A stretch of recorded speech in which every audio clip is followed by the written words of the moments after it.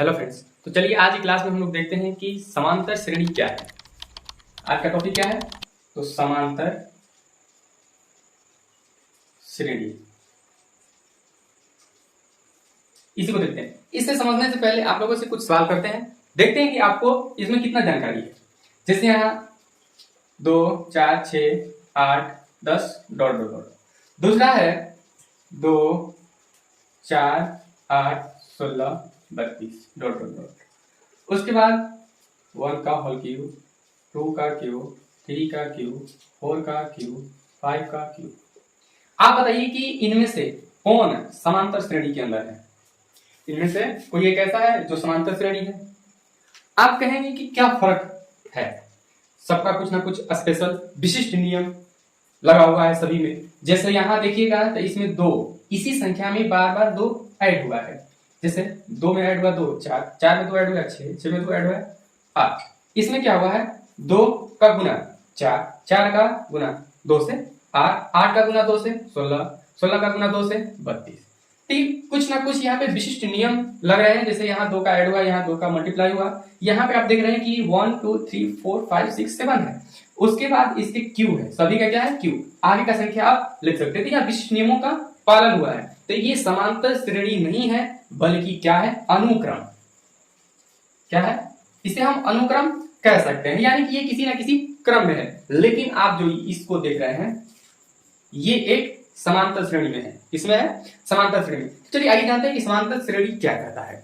समांतर श्रेणी कहता है कि वह अनुक्रम है, समांतर श्रेणी वह अनुक्रम है जो किसी पद और उसके पूर्व पद का अंतर यानी कॉमन डिफरेंस क्या हो? समान होना चाहिए, नियत होने चाहिए। तो उनको हम क्या कहेंगे?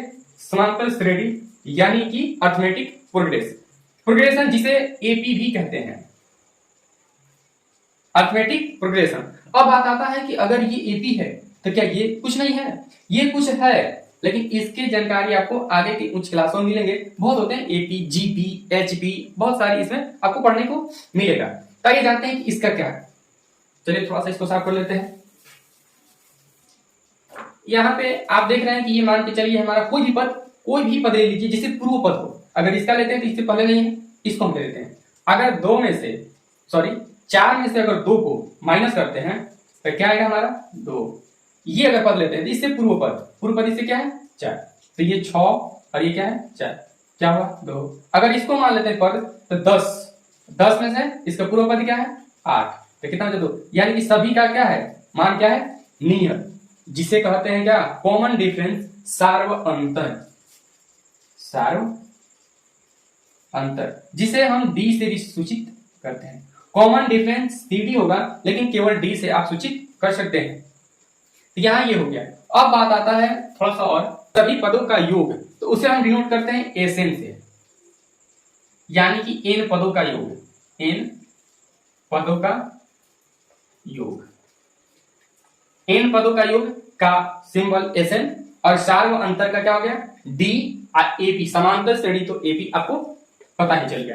तो चलिए अगर इसमें कोई डाउट हो तो आप कमेंट कर सकते हैं, वरना एक बार और बता देते हैं कि समांतर श्रेणी वह अनुक्रम है जिसकी किसी भी पद और उसके पूर्व पद का अंतर नियत हो, उसे क्या कहते हैं? समांतर श्रेणी, यानी कि एपी, अर्थमेटिक प्रोग्रेशन। चलिए तो मिलते हैं हम लोग अगले क्लास में, और अगले क्लास में इसके चैप्टर बाय चैप्टर जो भी आपका प्रश्नावली है उसको सॉल्व किया जाएगा। तब तक के लिए जय।